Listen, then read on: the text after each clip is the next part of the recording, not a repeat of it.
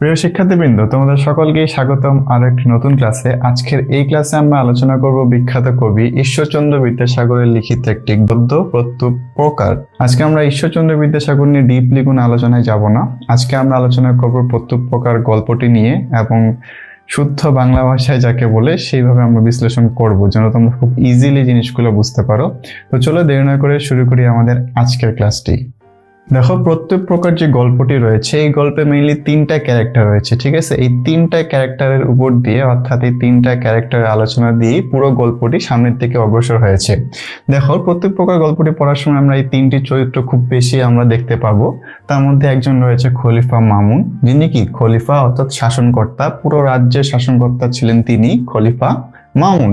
এই খলিফা মামুনের একজন প্রিয় পাত্র ছিলেন। সেই প্রিয় ব্যক্তি অথবা পাত্রকে, সেই প্রিয় ব্যক্তি হলেন আলী ইবনে আব্বাস। এবং আমরা আরো একটি চরিত্র দেখতে পাবো যাকে খলিফা মামুন ধরে এনেছেন।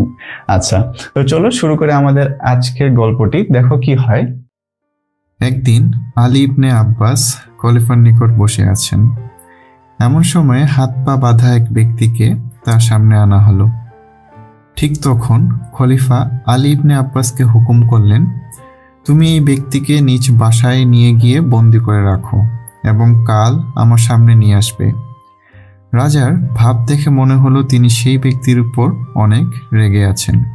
আলী ইবনে আব্বাস খলিফার কথা মতো সেই ব্যক্তিকে বাসায় নিয়ে আসলেন এবং জিজ্ঞেস করলেন, তোমার জন্ম কোথায়? সেই লোক বলেন, আমার জন্ম ডমাস্কাস শহরে। ওই শহরের যে স্থানে বড় মসজিদ আছে সেখানেই আমার জন্ম। একথা শুনে আলী ইবনে আব্বাস বলে উঠলেন, সেখানে জগদীশ্বরের শুভ দৃষ্টি থাকুক, কারণ সেখানকার এক ব্যক্তি এক সময় তাকে অর্থাৎ আলী ইবনে আব্বাসকে প্রাণে বাঁচিয়েছেন। একথা শুনে সে ব্যক্তিটি পুরো ঘটনা জানতে চাইলেন। আলী ইবনে আব্বাস বলতে শুরু করল যে বহু বছর আগে ডমাস্কাস এর শাসনকর্তা পদচ্যুত হন। এরপর সেই পদে যিনি নতুন করে অধিষ্ঠিত হবেন তার সাথে আলী ইবনে আব্বাস ডমাস্কাসে গিয়েছিলেন। কিন্তু সেখানে গিয়ে পদচ্যুত শাসনকর্তা অনেক সৈন্য নিয়ে তার উপর আক্রমণ করতে আসলে আলী ইবনে আব্বাস প্রাণ ভয়ে পালান। এমন সময় এক ব্যক্তির নিকট তিনি আশ্রয় গ্রহণ করেন। মাসখানেক সেখানে অবস্থান করার পর সেই ব্যক্তি আলী ইবনে আব্বাসকে বিশাল আয়োজনের মাধ্যমে তার নিজ দেশ অর্থাৎ বাগদাদে পাঠান। সে যাত্রায় আলী ইবনে আব্বাসের প্রাণ বেঁচে যায়। তাই সেই স্থান অর্থাৎ ডমাস্কাস আলী ইবনে আব্বাসের এতটা প্রিয়। কিন্তু তার মনে একটাই আক্ষেপ, সেই মানুষটি যে তাকে এত সাহায্য করেছিল তার কোনো খোঁজ তিনি পাননি। তার প্রতি কোনো কৃতজ্ঞতা প্রকাশের সুযোগ পেলে আলী ইবনে আব্বাস শান্তিতে মরতে পারতেন, অর্থাৎ মৃত্যুর সময় তার কোনো ক্ষোভ থাকতো না। একথা শোনা মাত্রই আটককৃত সেই ব্যক্তি খুশি হয়ে বলে উঠলেন, আপনার মনের আশা পূরণ হয়েছে। আমি সেই হতভাগা যে আপনাকে আমার নিজ বাসায় আশ্রয় দিয়েছিলাম। একথা শুনে আলী ইবনে আব্বাস চমকে উঠলেন এবং কিছুক্ষণ পরীক্ষা নিরীক্ষা করে দেখার পর তিনি তাকে চিনতে পারলেন। আলী ইবনে আব্বাস তাকে জড়িয়ে ধরলেন এবং তার হাত পায়ের বাঁধনগুলো খুলে দিলেন। তখন তিনি বলে উঠলেন, কিছু খারাপ লোক হিংসা ও শত্রুতা করে তার ব্যাপারে খলিফার নিকট দোষারোপ করেছে। আলী ইবনে আব্বাস বললেন, তোমার কোনো ভয় নেই, তুমি স্বাধীন তোমার শহরে ফিরে যাও।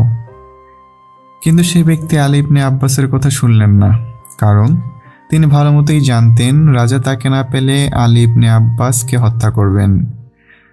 তিনি বলে উঠলেন, কিছু কাল আগে যার প্রাণ আমি রক্ষা করেছি, আজ নিজের জীবন বাঁচানোর জন্য সেই প্রাণের বিনাশের কারণ হব না। পরদিন আলী ইবনে আব্বাস খলিফার সামনে উপস্থিত হন এবং সকল ঘটনা তিনি খলিফাকে খুলে বলেন। খলিফা ছিলেন অনেক মহামতি ও উন্নত চরিত্রের পুরুষ।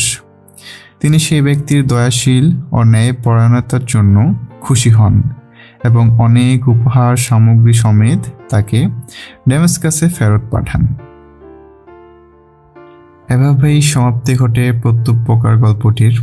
বস্তুত এ রচনায় দুজন মহৎ ব্যক্তির কাহিনী বর্ণিত হয়েছে, সেই সাথে খলিফার মহত্বও এ রচনায় প্রকাশিত হয়েছে। সো আজকে এই পর্যন্তই। কেমন লাগলো আমাদের এই আয়োজন কমেন্ট করে জানাতে ভুলবে না, এবং তোমরা যদি উপকৃত হয়ে থাকো ভিডিওতে লাইক দিয়ে সাবস্ক্রাইব করে আমাদের সাথেই থাকো। দেখা হবে নতুন কোনো ক্লাসে নতুন কোনো আলোচনা নিয়ে। সেই পর্যন্ত সবাই ভালো থাকো, সুস্থ থাকো। আল্লাহ হাফেজ।